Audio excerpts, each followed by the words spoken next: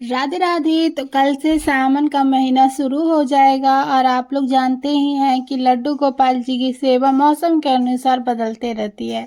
सावन के महीनों में लड्डू गोपाल जी की सेवा कैसे करेंगे, किन किन बातों का हमें ध्यान रखनी चाहिए, क्या हमें करना चाहिए, क्या हमें नहीं करना चाहिए, और सावन के महीने में सेवा के क्या नियम होते हैं ठाकुर जी के लिए, ये सभी जानकारियाँ आपको आज की वीडियो में मिल जाएगी। तो वीडियो को अंत तक अब जरूर देखिएगा।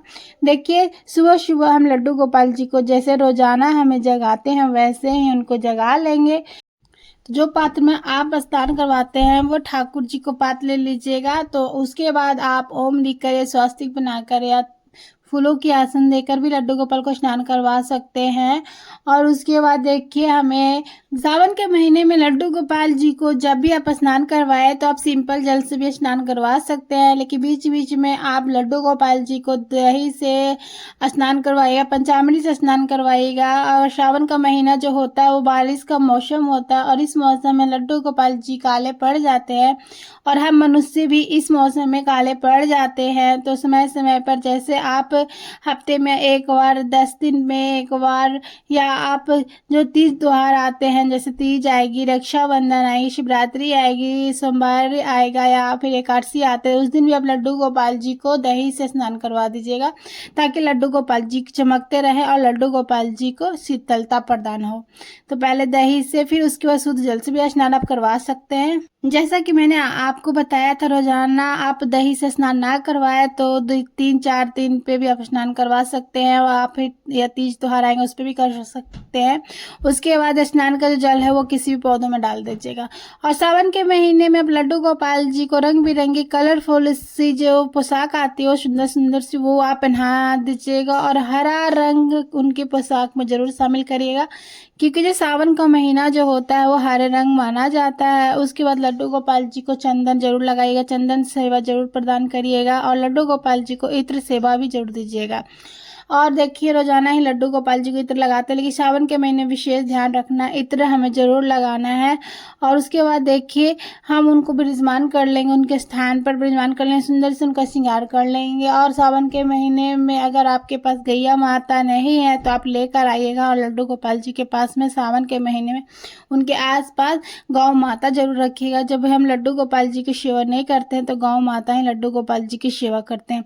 और सावन के महीने में हमें, सावन के महीने बांस की बंसुरियां आप जरूर रखिएगा। अगर आप पहले से बांस की बंसुरी आपके पास है तो वही रख दीजिएगा, और नहीं तो आप नई भी लाकर रख सकते हैं। बांस की बंसुरी आप जरूर जरूर रखिएगा। उसके बाद लड्डू गोपाल जी को धूप दीप दिखा देंगे, और घर के मंदिर में ही लड्डू गोपाल जी को विराजमान करते हैं। सब देवी देवताओं को इसी समय पूजन कर लेंगे। इसके साथ ही सावन के महीने में लड्डू गोपाल जी की फूल सेवा जरूर प्रदान करिएगा, क्योंकि सावन के महीने में बारिश की मौसम होती है और हल्की हल्की स्मेल भी आ जाती है शहरी जगह पे, और उसके जगह पे फूलों की जब भी हम लड्डू गोपाल जी को सेवा करते हैं, प्रदान करते हैं, तो आप फूलों आप बंगला भी बना कर सकते हैं, अगल बगल में फूल रख दीजिए जिससे उनको सुगंधित हो और अच्छा लगे। और सावन के महीने कम से कम एक बार लड्डू गोपाल जी के लिए फुल बंगला जरूर जरूर बनाइएगा। उसके बाद लड्डू गोपाल जी को हम भोग लगाएंगे। सावन के महीने में लड्डू गोपाल जी के भोग लगाएं तो आप ऋतु फल का भोग लगाए, बढ़िया बढ़िया पकवान का बनाकर लड्डू गोपाल को भोग लगाएगा। इसके साथ ही ध्यान रखिएगा, सावन के महीने में लड्डू गोपाल जी को किन चीजों का भोग नहीं लगाया जाता है। सावन के महीने में लड्डू गोपाल जी को जामुन का भोग नहीं लगाया जाता है, बैंगन का भोग नहीं लगाया जाता, और कढ़ी का भोग नहीं लगाया जाता है। इन 3 चीजें हैं जो सावन के महीने में नहीं लगाया जाता। लड्डू गोपाल जी को शुद्ध सात्विक फल भोजन जो भी वो आप लगा सकते हैं बढ़िया बढ़िया। और उसके भोग लगाने को धूप दीप से लड्डू गोपाल जी को आरती उतारनी। जैसे रोजाना हम लड्डू गोपाल जी को आरती उतारते हैं वैसे ही हमें लड्डू गोपाल जी को आरती उतारना है। और उसके बाद देखिए, लड्डू गोपाल जी को यहाँ पर झूला झुलाना है। सावन के पहले आप लड्डू गोपाल जी को झूला आप लेकर आइएगा सावन से पहले, क्योंकि सावन में भर सावन जो होते 1 महीना उसमें लड्डू गोपाल जी झूले में ही झूला झूलते हैं। अगर आपके पास झूला नहीं है तो व्यवस्थाएं कर लें। अगर आप 1-2 दिन बाद भी लड्डू गोपाल जी को झूला झुलाना करते हैं तो उसमें भी कोई बात नहीं, आप लड्डू गोपाल जी को सावन के महीने में जरूर झुलाएगा। जब भी आप झूला झुलाएगा तो तभी आपको बात का ध्यान रखना है कि हमें सावधानी से लड्डू गोपाल जी को झुलाना है, क्योंकि लड्डू गोपाल बाल स्वरूप है, नटखट हैं, तो लड्डू गोपाल जी गिरे न, तो इस बात को आपको ध्यान रखना है। साथ ही जब आप भी झूला झुलाएंगे तो शाम के समय झूला नहीं झुलाना है, शाम से पहले ही हमें झूला झुला देना, क्योंकि शाम के समय बच्चों को झुलाना नहीं चाहिए झूला पर। और साथ ही साथ इस बात का ध्यान रखें, जब लड्डू गोपाल जी को झूला झुलाएं तो झूला में बैठे हुए लड्डू गोपाल जी को भोजन न करवाएं, या आप झूलाने से पहले भोजन करवा दें या झूले के उतारने के बाद आप भोजन करवा सकते हैं।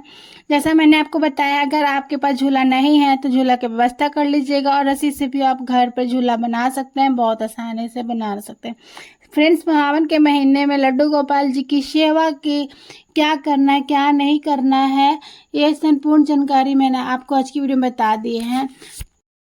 और वीडियो में दी गई जानकारी अच्छी लगी हो तो वीडियो को लाइक करिएगा, चैनल पे नया है तो चैनल को सब्सक्राइब करिएगा। तो फिर मिलते हैं किसी और वीडियो के साथ, तब तक आप सभी को राधे राधे।